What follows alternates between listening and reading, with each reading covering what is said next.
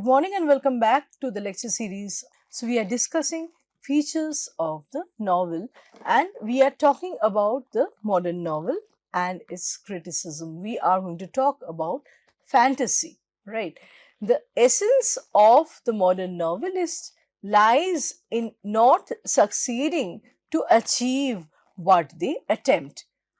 We are talking about E.M. Forster's work, aspects of the novel, and Forster says that the uh, aims and ambitions of the modern novelist is never quite straightened out or never quite determined from beforehand.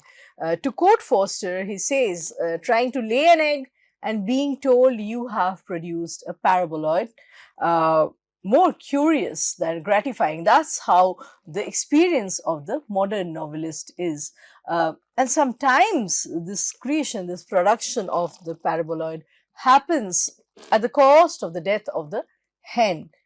So here, when we talk about the death of the hen, we are reminded of Hollenbach's, proposition about the death of the author. We are actually entering into the realm of post-structuralism, where in order for a modern work to happen, in order for it to be reread and interpreted and reinterpreted in various ways, the author needs to die. The logocentrism, the author's only meaning, dominant meaning, has to go. So, this paraboloid that is created, something that the author wants to create and something that is created instead, this entire experience is more curious. The author is also a seeker and pursuing the end along with the reader, and it is not a very gratifying process.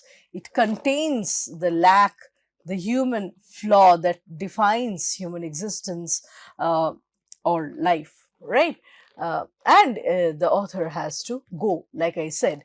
But this is how modern novel is pursued. The modern novel has no predetermined goal,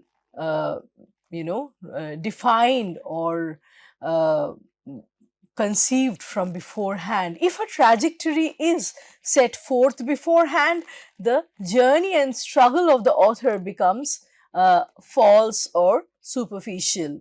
So, the relation between the artwork and its criticism through theorization is also something that contains a gap between what the artwork is and how it is interpreted. There can be no reconciliation. The two are always happening on two different planes.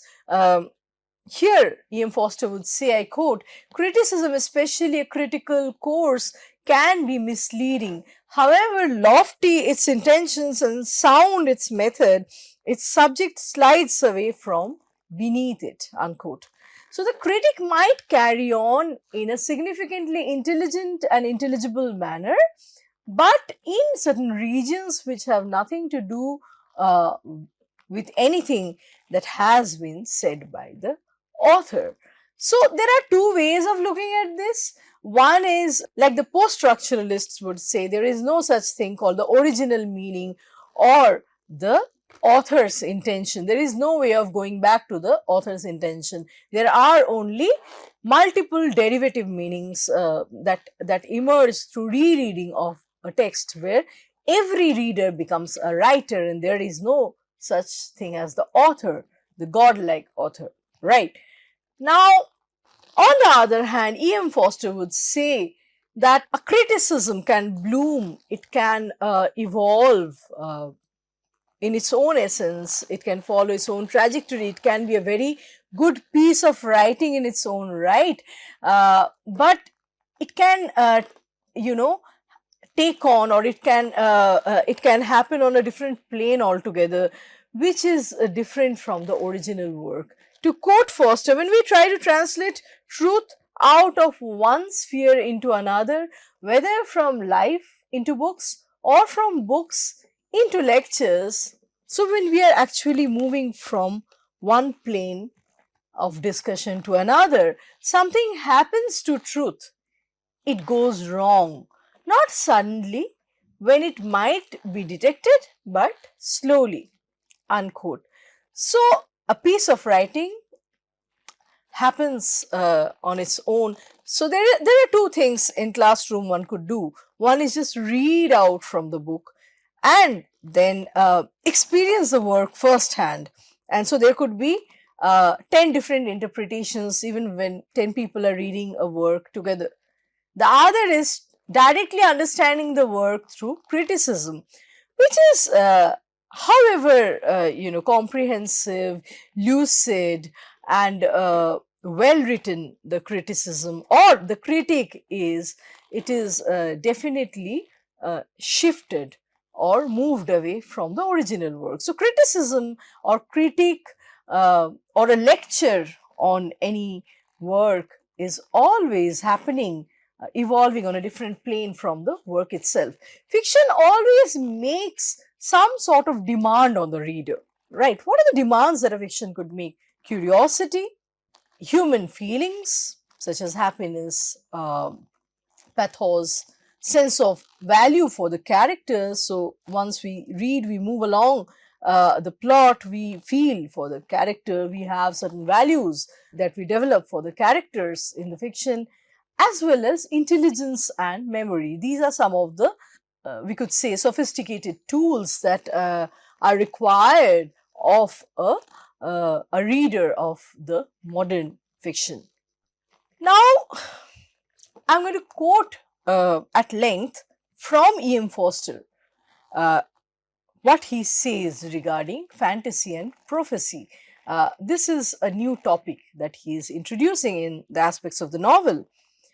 He says, he refers to, or he introduces, he defines fantasy and prophecy as follows.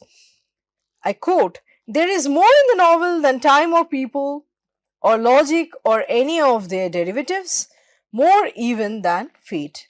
And by more, I do not mean something that excludes these aspects, nor something that includes them, embraces them. I mean something that cuts across them like a bar of light, that is intimately connected with them at one place and patiently illumines all their problems, and at another place shoots over or through them as if they did not exist. We shall give that bar of light two names, fantasy and prophecy." Unquote. Right.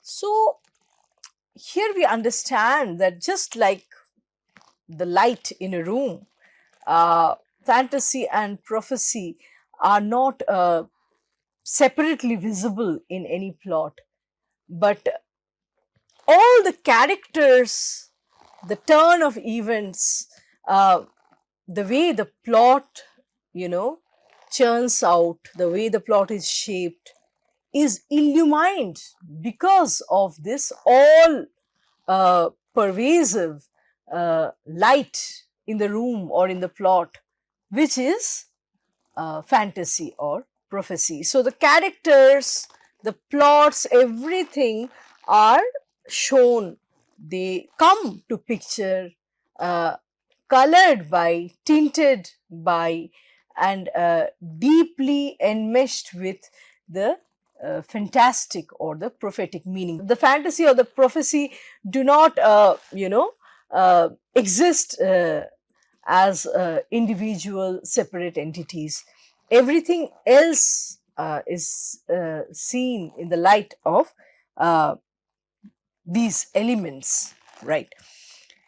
So, fantasy and prophecy in a novel reflect temporality, human behavior, and causality in a new light that takes away their routine nature.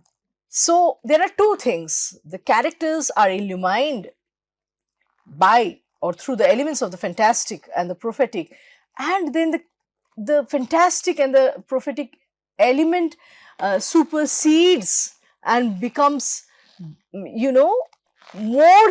greater than the sum total of all the characters and all the events brought together.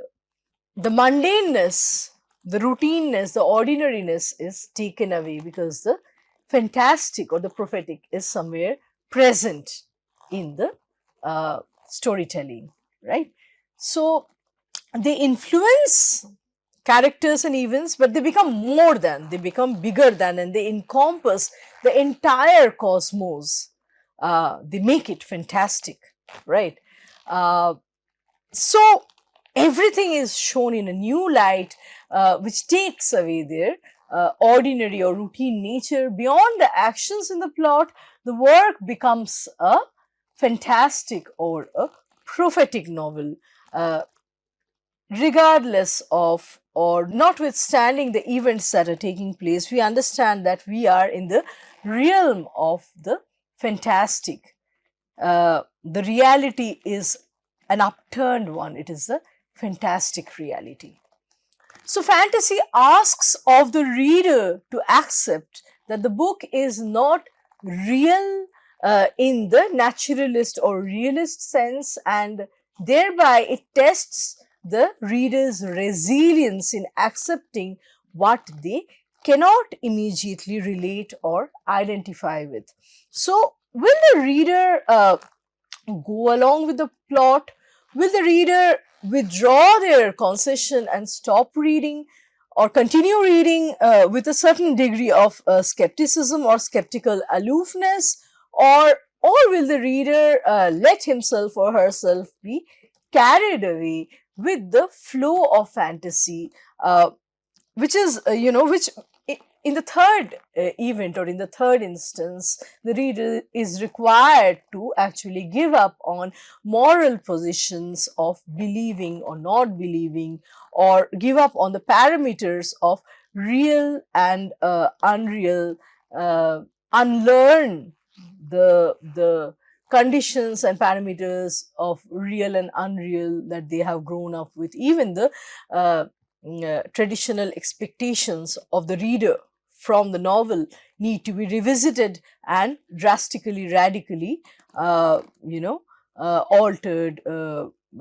refashioned, right? So, readership, expectations of the reader, sense of time, sense of space, sense of what is true and untrue, or not true, natural, supernatural, everything is revisited and reshuffled. The meanings are drastically shifted in works of fantasy and prophecy. Especially when we are talking about fantasy, this holds true. Fantasy entails taking off from the literal world and treating a work of art through its endless fictional possibilities. So, some possibilities that might not work within the realm of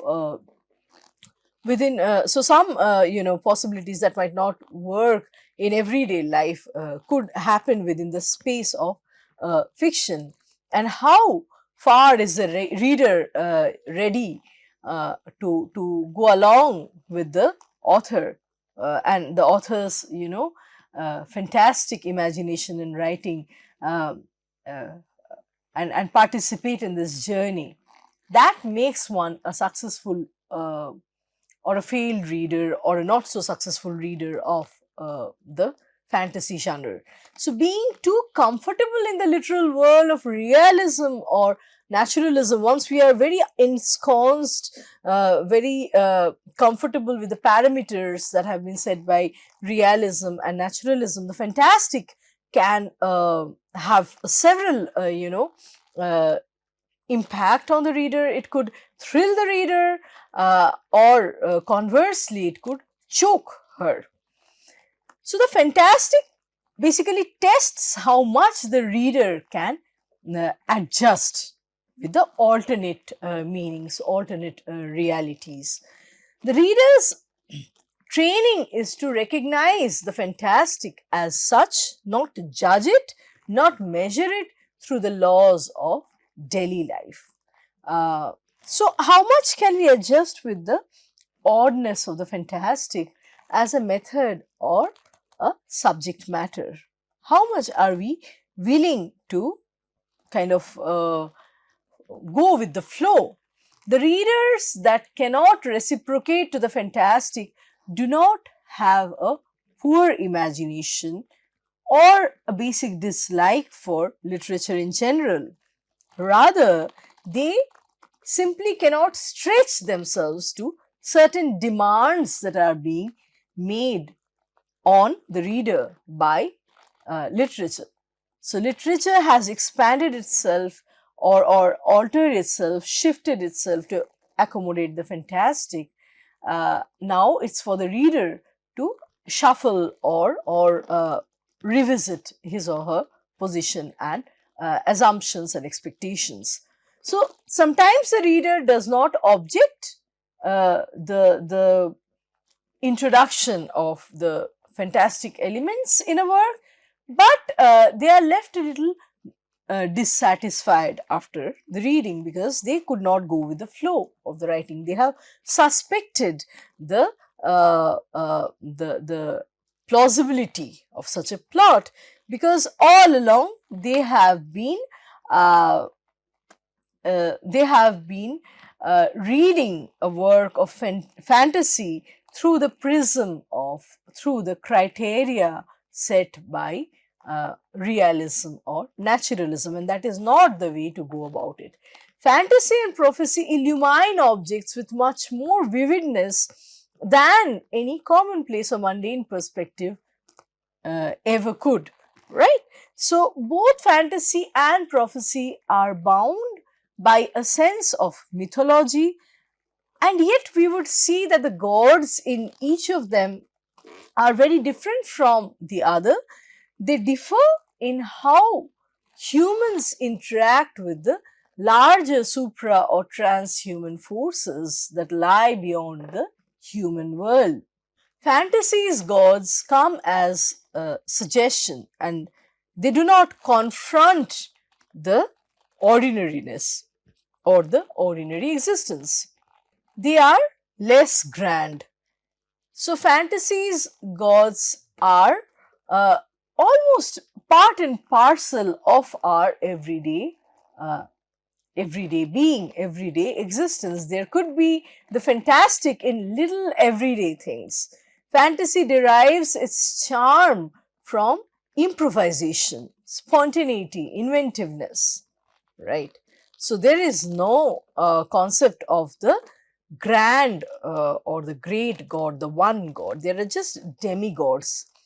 So, fantasy brings in the otherworldly affairs, and yet these otherworldly affairs, the supernatural, do not confront us. They are not happening in an expressed or grand manner. So, E.M. Forster would note that Hermes, who is the god of luck, fertility, or thieves, rule fantasy, right? So, when we talk of God, we talk of morality, we talk of sin, and all the superlative qualities that need to be achieved. So, God is the concentrate of all the superlative qualities. But how about a god of thieves? That topsy-turvy is the entire assumption with which the entire assumption or assumptions that we take to the meaning of God, right? So, a god that could give us luck, fertility, and also the craft of theft. That kind of a god rules fantasy. He is the cleverest of all gods.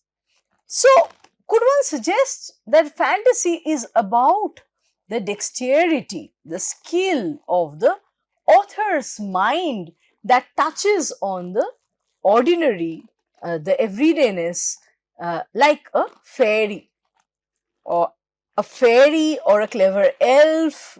It could be a gnome or more like a shape-shifting trickster, a god that is very protean, very shape-shifting, a very clever, presence in the plot, which is like a quicksilver almost. So, fantasy questions the totality of our knowledge of what our culture regards as real.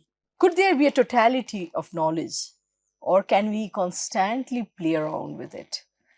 could we introduce something new so that the totality that we hitherto had gets unsettled and needs to accommodate new meanings, new things. Fantasy is constantly challenging, confronting, and contesting with that kind of totality of knowledge or meaning. And its aim is to allow the author opportunities for satire through revisiting traditionally accepted parameters of reality. In Freudian criticism, fantasy as a literary phenomenon is a neat record of an imaginary achievement, fulfillment of a wish, a correction of unsatisfied reality. So, according to James McConkie, I quote McConkie, fantasy is a device by which the writer achieves the creation of a backdrop distinct from phenomenal reality, a mythology suitable to contain the author's own values, unquote. So, on the one hand, we have some pre existing values on which they are like the meta values, the grand values on which entire community, entire society has agreed upon, and then the author is imposing his own set of values to, play with the pre existing ones. That's from that kind of an interaction, a contestation, fantasy churns out.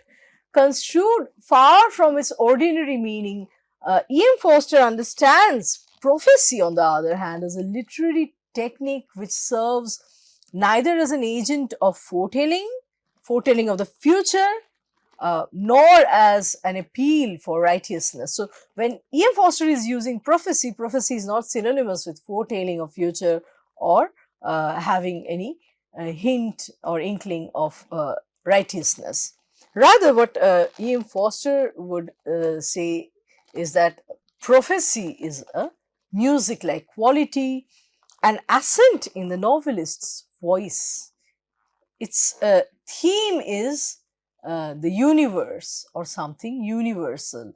So, once the prophetic is introduced to a plot, the pitch or the tonality of narration changes.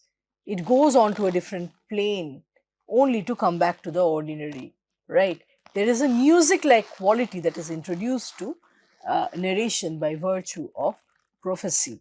And such prophecy, as Forster understands, could rest on, as he says, I quote him, any of the faiths that have haunted humanity: Christianity, Buddhism, dualism, Satanism, and so forth. So, unquote. Further, Wilfred Stone notes that Forster's notion of prophecy relies the spirit embedded in the phenomenal world, the effect of which, to quote Stone, argues the compatibility of human and absolute values and provides meeting places for the dualisms of his aesthetics and his art, unquote. So, Tristram Shandy is a work of fantasy. We would like to discuss now how Tristram Shandy by Sterne holds the fantastic element. This work by Sterne comprises a hodgepodge of digressions which leads to labyrinths, afterthoughts, delays, and apologies. Critics have often questioned if Tristram Shandy is a complete work. It is often popularly read as unfinished. While Sterne planned to produce multiple volumes, later critics see a careful pattern in his madness and this recklessly compounded writing. Questions of form and structural unity cannot be brought to the understanding of Tristram, or rather cannot adequately understand or encompass the meanings, the ambitions of the author. In the fragmented narrative, very little of Tristram's life is narrated.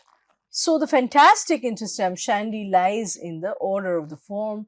The fantastic is in the different parts that are not relating in any fundamental way to one another. A critic like Walter Bagehot would say that Tristram Shandy is, to quote Bagehot, a book without plan or order, whose greatest defect is, I quote again, the fantastic disorder of the form. To quote a critic like Walter Bagehot, uh, Tristram Shandy is, I quote, a book without plan or order, unquote, whose greatest defect is, I quote again, the fantastic disorder of the form, unquote. Again, Ernest Baker says that Sterne produced, I quote Baker, Salmagundi of odds and ends recklessly compounded, unquote. So, Tristram Shandy was published in 5 parts over a period of more than 7 years. Some of the later parts contain materials that Sterne could not have known at the time when he began to write this work, the first volume or the first part. And this points to the work's unplanned composition. Some later critics, however, suggest that large parts of the work has been planned with more care than Sterne's public attitude would actually suggest. This is something I have mentioned before also. The work, like the later critics, see a careful pattern through this recklessness and madness that has been posited by or the mad position, the position of the mad author that Sterne assumes, posits through writing Tristram Shandy.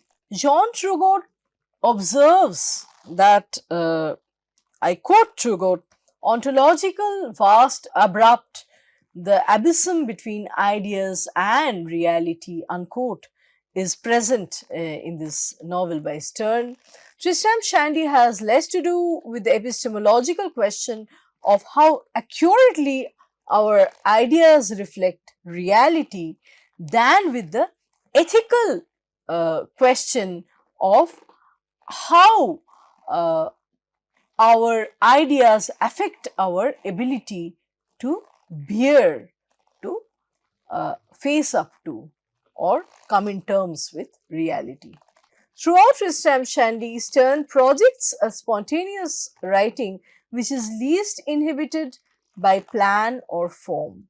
Sterne is preoccupied with the instability, the unsettledness of language, as well as the linguistic embarrassment, which draws attention to the blank spaces of the curses, where the curses have been used.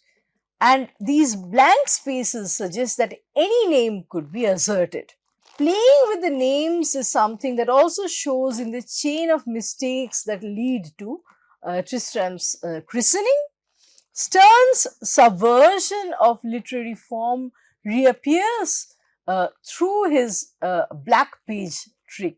Critics call it the black page trick, something that cannot be justly reproduced through or reproduced in reprints. Similarly, Sterne inserts his preface, the preface of this novel, somewhere midway through volume 3, and even the dedication is delayed till chapter 7 of the first volume. So, Sterne subverts reason and rationality and pursues the moral grounds of his reader to reconcile with the eccentricities or the oddities of the Shandy world. So, that's how the fantastic is read. In order for the reader to be able to understand or get into the cosmos offered by Tristram Shandy, they have to shed behind, they have to unlearn some of the social conventions that they have grown up observing and learning. Life's secret springs are mentioned, as well as the hidden resources. The secret springs and hidden resources enable the mind to bear or cope up with the overwhelming forces of reality. What reality demands of us, how reality imposes itself on us. Fencing against the minor evils of daily living. And this refers to the myriad misfortunes that have befallen Tristram, and they add something to this fragment of life, right? So, throughout Tristram Shandy, there are sartorial metaphors that illustrate the characters' never ending struggles to shield themselves from external evils. It could be the reality. For example, the novel keeps mentioning and talking about buttoning and unbuttoning vexations, which is comic, and they have a satirical undertone as well. So, critics comment that Tristram Shandy is more a comedy than a satire on the human situation. Its incidental satire makes its doctrine of sympathy artistically necessary. That kind of satire which is necessary to drive the comedy, drive the comedy well. Sterne's work of comedy is as salutary to the life force. It celebrates the life force as it is deadly to any premise of reason and rationality. E.M. Forster says that Tristram Shandy is a fantastic work. It's a fantasy in which a fantastic god called Muddle renders everyday life chaotic. Sterne adapts Jonathan Swift's technique in conjuring a chaotic world where reason functions only to alienate and confuse. One is disoriented through reason. Only through shunning reason and rationality can one be oriented back into the Shandy world, the world of fantasy. So, shunning reason becomes one of the premises for reading Sterne's work. The appeal of the fantastic is personal. So, the reader can either accept the supernatural or not accept it, but the fantastic may not be engaged adequately if one approaches it only through a universal critical apparatus. With this, I am going to stop today's lecture here, and let's meet in another lecture with another round of discussions. Thank you.